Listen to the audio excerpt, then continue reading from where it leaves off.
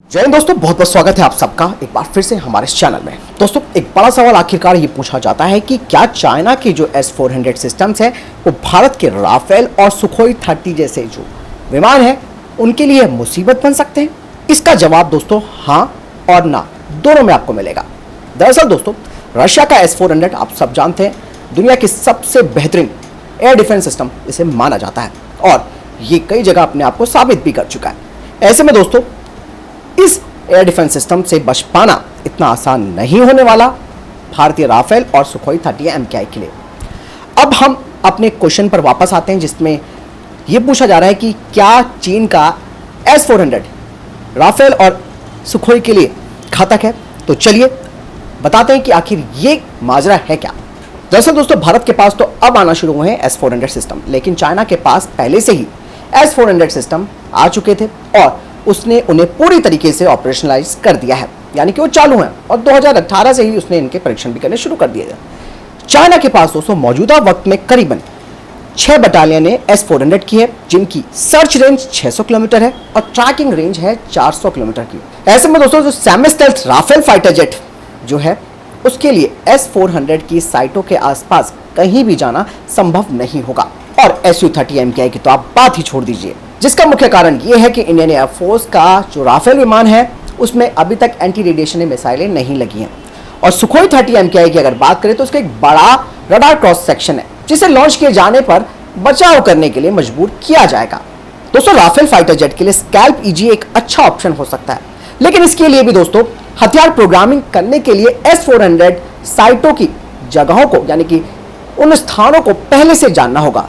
लेकिन यहां पर दोस्तों S-400 तो मोबाइल सिस्टम में इसे एक जगह से दूसरी जगह ले जाया जा सकता है, तो ऐसे में यह भी थोड़ा मुश्किल हो जाएगा राफेल फाइटर जेट के लिए। ऐसे में दोस्तों, युद्ध की स्थिति की अगर बात करें तो राफेल और सुखोई 30 MKI को यहां पर दोस्तों एक तरह से रक्षात्मक, यानी कि डिफेंसिव एयर एलिमेंट के तहत लड़ना होगा और S-400 की लगातार जो फायर हो रहा होगा उसके नीचे रहना होगा ताकि फाइटर जेट्स अपने दुश्मनों को निशाना बना सके, लेकिन यह भी बहुत मुश्किल होगा। लेकिन S-400 के आगे राफेल और Su-30 MKI को यह करना काफी मुश्किल पड़ सकता है। यही नहीं दोस्तों, चीन के S-400 के अलावा चाइना ने रशिया के S-300 पर एक अपना HQ-9B भी तैयार कर रखा है, जो कि पूरी तरीके से S-400 का सपोर्ट करेगा और ये एक तरह से ये एक मजबूत जाल बन जाएगा भारतीय फाइटर जेट्स के खिलाफ। वहीं दोस्तों, तिब्बती पठार का जो मौसम है वो इतना प्रत्याशित है कि वहां पर जो सिविलियन एयरलाइंस है वो भी इसके अंदर एंटर नहीं करती है। अब बात आती है दूसरे ऑप्शन की, यानी कि नहीं की। मैंने शुरू में आपको बताया था कि इसका जवाब हाँ और ना दोनों है।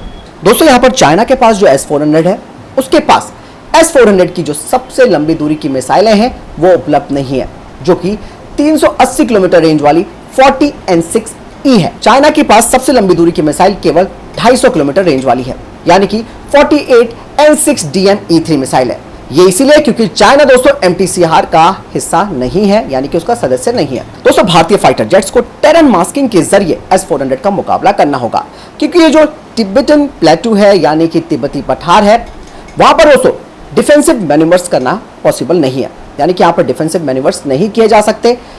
ऐसे में दोस्तों ये जो फाइटर जेट्स हैं वो पहाड़ों का और उनकी श्रृंखलाओं का इस्तेमाल कर सकते हैं छिपने के लिए, और दोस्तों ऐसे में रडार की ट्रैकिंग को भी खत्म करने के लिए वो ऐसा ही करेंगे, यानी कि भारतीय फाइटर जेट्स पहाड़ों का इस्तेमाल करेंगे, उनकी श्रृंखलाओं का इस्तेमाल करके S-400 को एक तरह से आप ये समझ सकते हैं गच्चा देंगे। दोस्तों, भारत ने रुद्रम 2 को भी विकसित कर लिया है, जो कि हवा से लॉन्च की जाने वाली बैलिस्टिक मिसाइल और 300 किलोमीटर रेंज वाली हवा से लॉन्च की जाने वाली एंटी रेडिएशन मिसाइल दोनों के रूप में इस्तेमाल किया जा सकता है, जो कि चाइना के एयर डिफेंस ट्रैकिंग रेंज से सुरक्षित रूप से लॉन्च की जा सकती है।